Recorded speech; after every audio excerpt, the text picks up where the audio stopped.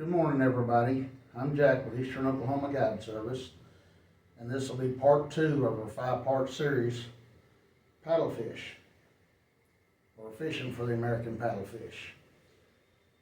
So today we're going to discuss what kind of equipment you need and why you need it to go after these fish. Again, it is one of the top 3 largest fish in the continental United States. They have been registered up to almost 200 pounds. I think 196 is one of the largest ones. Oklahoma does have the world record for catching rod and reel record of 164 pounds. So today we're going to discuss reels.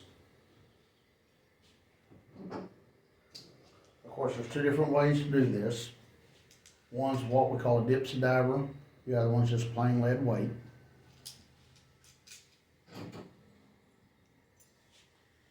You're going to need a good sturdy treble hook. Again, now in Oklahoma, they're barbless. Different states have different rules, regulations, so please check your local regulations so you know whether you can use barbed or barbless. In Oklahoma, we can catch and release if we use barbless. Again, I'm using a larger hook today just for the videos to make it a little clearer.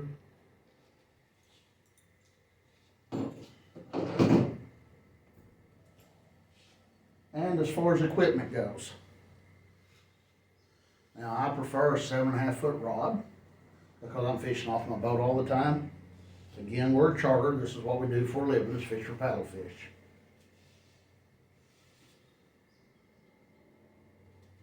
Now we're using Mad Cats. That's a 7.5 foot ghost rod. Get you a good spinning reel. I prefer a medium heavy action rod. I want that tip to give. I want you to be able to enjoy your fight. When your tip gives, that allows you to keep a good tight line, get to feel the fight of the fish. I know a lot of guys will use like a double heavy action off the bank for horsing a fish, trying to get him in. Again, 200-pound fish in current, you need a good quality rod to hold him. But man, meat hunters, Mad Cats, everybody's got good rods out on the market. Just make sure you get your good heavy action. Again, I'm using a medium heavy 7.5 foot. Guys on the walls will use 11 and 13 footers. Heavy action. Again, they're having to force a fish where I can go after him in my boat.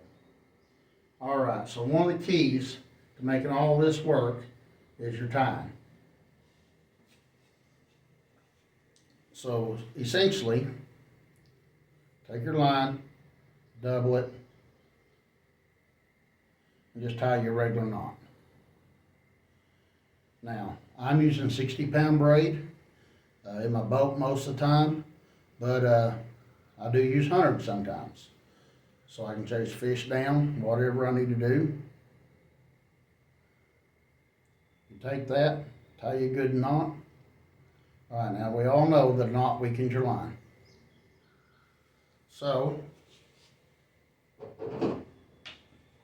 now that I got that tied, I can take my weight, slide my line through the eye, take my weight, poke it back through my line. Now, I don't know if you can see that real good on the camera or not, but I can hook my line right here, just push in, hook it, pull it loose. I can change sizes on my weight. Just simple enough to change the size, go to a heavier one for a current or a lighter one. Again, poke it through your eye, flare it out, stick your weight through, pull it tight. Alright, now your hook.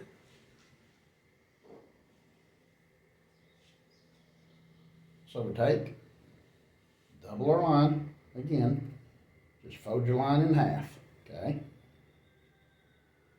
Take that, poke it through your eye of your hook. Again, it's pretty simple. Just fold it, poke it through. Now here's the key. I wrap it around my shank of my hook 6 or 7 times. Then take, poke one of your hooks through the center of that line. Pull it up nice and snug. Now, notice I did not tie a knot anywhere in that line. force is dispersed through these wraps. There's nowhere to weaken that line. I have the full strength of my braid all the way to my hook. Now my weight is just hanging here. So I take my weight, wrap it around the hook a time or two. It's just a reverse half hitch. And hook it over one of my line. Hook my line over one of those hooks. Hold it straight up and down every time. So when a fish comes across it, you get your snag instantly. Every time. Now there's a couple of reasons for doing this, a couple of purposes. Number one, line strength. Number two, if you get a big fish, he rubs on bottom, this is your breaking point. It breaks your weight off. If he hangs your weight up in the rocks or something, you still got your fish. But with this weight tied on that barb, if he breaks you off, he can hang this weight on a rock or something. And again, barbless hooks in Oklahoma, he can pull the hook right back out. With that being said, if you hook a big fish, keep your line tight and real. Because if you don't keep your line good and tight, it gets slack in it. The line does get slack, that weight will pull that hook loose. Now, I prefer 3 ounce. I know guys on the bank and stuff use 6 ounces. It's all your preference. There really is no right or wrong. I use a 4 and 5 when I get in a little heavier current. Most guys only do this in the spring, so they use 6 ounces. So again, that is setting up a casting rod. It can be cast from my boat or the shore, either one, and you're good to go. All right, another popular technique is trolling. People like to troll in their boats. You can use lead.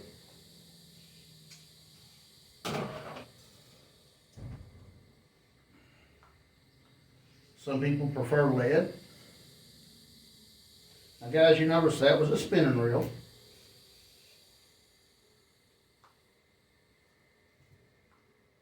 This is what people call bait casters, open face, whichever you prefer. Again, it's on a 7-foot rod, 7.5. So back to what we were discussing earlier. Now I'm going to use a dipsy diver for trolling. Same concept. I come down here, double my line, tie a good knot. You tie this good knot, fold your line in half. You can poke it through the eye of your dipsy diver, and notice you got 2 swivels. The back one, a lot of guys use these for trolling for muskie and stuff of that nature, so you can attach a bait back here. But this is our trolling swivel on the front. Poke your line through, flare it out. I can go over the entire bait, pull it up snug on the swivel. Now again, if I want to change the lead, this is a 3 inch. If I want to change to a 5 inch or 4 inch to get deeper, all I got to do is pull that loose, go deeper, change my sizes. Again, fold in half. Take it, just fold your line, pinch it, poke it through your eye.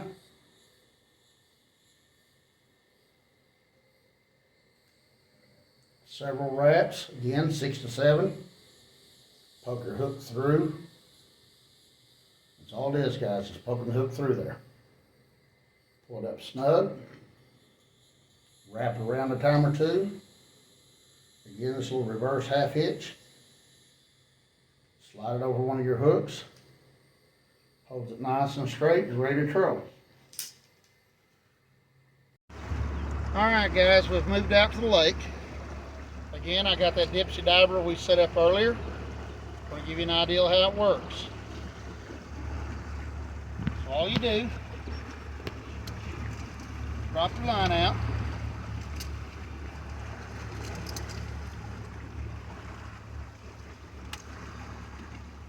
You can see the torque that it's putting on that rod. You might have to get up, get a better look at it. And so we just troll up and down the river system till you hit you a fish, and it's time to reel it in. Now we're using these dipsy divers, different ones, different size. You drive between 2.5 to 5 miles an hour.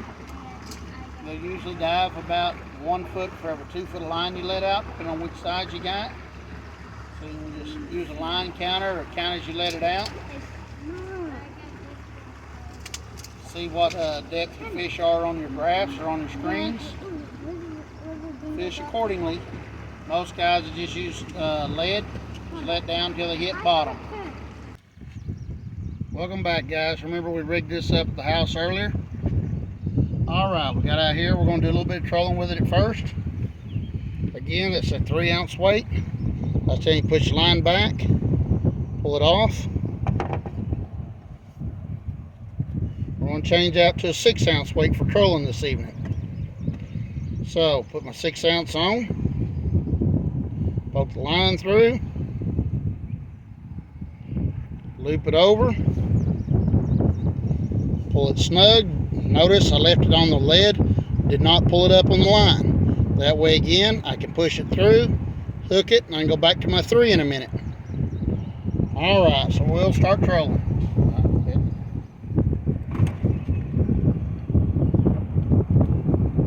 So again, I let out line until I hit bottom.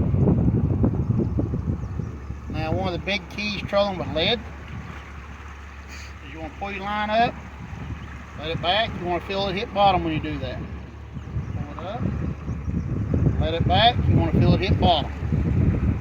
Alright, so you can troll, stand here and relax, just like with your dipsy divers. Most guys troll pretty decent speed. A lot of guys like to pull, let it go back, hit bottom. Pull, let it go back and hit bottom. Now you ought to be able to tell that your weight is hitting bottom when you do that. Pull, let it back, thump, it's on bottom. Pull, let it back.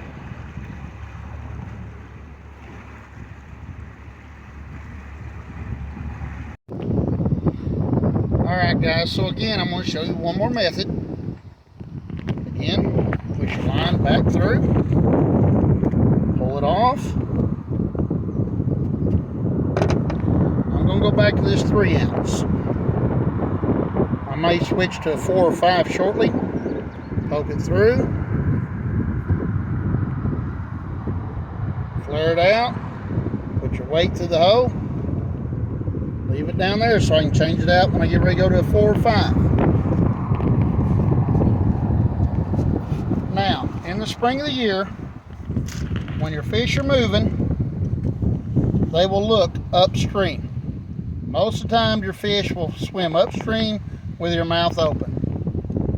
They're filter feeders. They got their mouth open, moving upstream. So the current's moving down, fish are moving up. Now we can troll back and forth down the river and we're going to catch fish. But, as you can see on the video when we catch fish here in a minute, the average width of a spoonbill is about 6-8 inches, okay? Average length of a spoonbill is 4 to 6 feet long, alright? So we're talking like that. So, natural loss. Troll up and down the center here. We're looking to hook up with something that long. If you can cast towards the bank and come across and T-bone these fish, now your target's 5-6 foot long. Again, you hook up 5 to 10 times as often. Yes, folks, you heard me right. 5 to 10 times as often. You can troll for 6 hours, catch 6 fish. You can cast for 4 hours and catch 60. I've proven it day in, day out, every day as a guide. So if you can do this, it is your best way. Now, for demonstration purposes, I'm just throwing out towards the center right now. But again, Cast. It'll be on bottom within a second. I'm only in 13, 14 foot of water. Reel in my slack. Pull. Reel in your slack. Pull. Reel in your slack. Pull. Alright, now one thing you want to do is keep the rod tip low. If you raise it up high like this, your weight jumps over your fish, just hops right over it. So if you keep it low, it stays closer to the bottom. Now for y'all that did not hear me, again, pull your weight sideways, pull your rod sideways, weight stays close to the bottom. Pull your weight up in the air like that with your pole, your weight jumps right over your fish. So again, pull sideways. This video, and again, thanks for joining us. I'm Jack with Eastern Oklahoma Guide Service. As you can see, our phone number here on the wall. Let me know when you see my shirt. Alright. See good enough? Yeah. Give us a call if you'd like to book your next fishing adventure.